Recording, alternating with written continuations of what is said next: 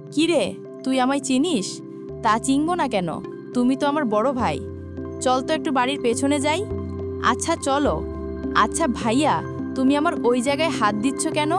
আরে কিছু হবে না, দেখবি আরাম পাবি। আ আ ভাইয়া আস্তে আস্তে করো, আমি কোনোদিন করিনি, অনেক ব্যথা পাচ্ছি। প্লিজ আস্তে আস্তে ঢোকাও। দাঁড়াও বন্ধুরা, ভিডিওর মজায় যাওয়ার আগে ভিডিওতে একটি লাইক দিয়ে চ্যানেলটি সাবস্ক্রাইব করে বেল আইকন অন করে রাখো, যাতে সবার আগে আমাদের ভিডিও তোমার কাছে চলে যায়। চলুন এবার গল্পে ফিরে আসি। দীর্ঘ ২০ বছর পর আমেরিকা থেকে ফিরে আসছেন ইমতিয়াজ চৌধুরী। ২ ছেলে, ১ মেয়ে আর স্ত্রী, পুরো পরিবার নিয়ে তিনি এবার দেশে ফিরছেন। কারণ ২০ বছর আগে দেশ ছাড়ার সময় তিনি নিজের প্রাণের বন্ধু হাবিবকে কথা দিয়েছিলেন তার বড় ছেলেকে হাবিবের বড় মেয়ের সঙ্গে বিয়ে দেবেন। সময়ের স্রোতে বছর কেটে গেছে, কিন্তু দেওয়া কথা তিনি ভুলেননি। তবে ইমতিয়াজের এই সিদ্ধান্তে খুশি নন তার স্ত্রী সালেহা। আমেরিকার ঝলমলে জীবন, অভ্যস্ত বিলাসিতার সংস্কৃতির ভেতর থেকে তিনি এখন কোনো গ্রামের মেয়েকে পুত্রবধূ হিসেবে কল্পনাও করতে পারছেন না।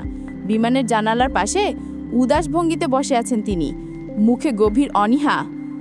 ইমতিয়াজ বড় ছেলে শাহনেওয়াজ চাওন, বয়স ২৬, ছোট ছেলে শাহরিয়ার ওয়ালিদ, বয়স ২৪, সবচেয়ে ছোট অ্যালিসা সবে ১৭ পেরিয়েছে।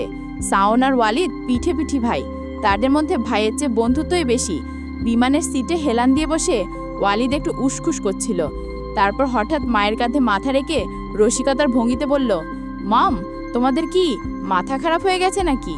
আমরা আমেরিকা থেকে বাংলাদেশে যাচ্ছি শুধুমাত্র একটা মেয়েকে বিয়ে করার জন্য, আর সেটা কোনো শহর না, একটা গ্রামে।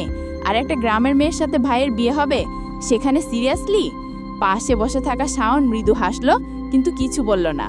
শায়লা মুখ ঘুরিয়ে অভিমানের স্বরে বললেন, এটা তোমার বাবাকে বলো, উনার মাথা খারাপ হয়েছে। কি মন্ত্রণায় কি করে কারোর সঙ্গে কথা দিয়ে রেখেছেন, সেটা আমার ছেলেদের উপর চাপাচ্ছে। ওয়ালিদ সোনা, তুই তো কিছু কর যাতে বিয়ে ভেঙে যায়। সামনের সিটে বসা ইমতিয়াজ চৌধুরী পেছন ঘুরে বললেন, তোমার ছেলের মুখ আমি ভেঙে দেব। তোমরা মা ছেলে মিলে আমাকে পাগল করে দিবে দেখছি। আর ওয়ালিদ, ওখানে গিয়ে কিছু গড়বড় যেন না করা হয়, নয়তো দেখিস আগামী ৩ মাস তোর হাত খরচ বন্ধ করে দেব। ওহ ড্যাড, সেই পুরনো ডায়লগ আর কত শোনাবে? আমি তো আসতেই চাইনি, তোমরাই জোর করেছো। ভাই বলে তোমার সব কথা মেনে নিয়েছে, আমি হলে নো ওয়ে। আর আমি বেশি দিন ওখানে থাকতে পারবো না মম, তোমার হাজব্যান্ডকে বলে দিও। ইমতিয়াজ চৌধুরী দাঁতে দাঁত চেপে বললেন, তুই থাকবে না, তোর বাপ থাকবে।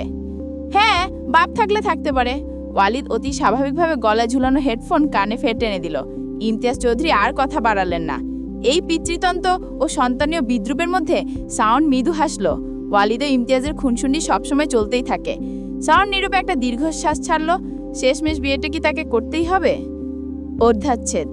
এমনভাবে সেজে গুজে বেড়াচ্ছে যেন মনে হচ্ছে বিদেশ থেকে তোর বর আসছে। একটা ড্রাইভারের মেয়ের এত বিলাসিতা মানায় না। কথাগুলো ব্যঙ্গের ভঙ্গিতে কাজ করতে থাকা আভার উদ্দেশ্যে ছুড়ে দিল মৌ। ড্রয়িং রুমের বড় সোফায় পা তুলে বসে নীল পলিশ লাগাচ্ছিল সে। কথাটা কানে যেতে আভা একবারও মুখ তুলল না। এমন কথার তীক্ষ্ণ তীর সে বহুবার পেয়েছে, এখন ব্যথা হয়। নীরবে কাজ করতে থাকা মেয়েটির মুখে অদ্ভুত শান্তি।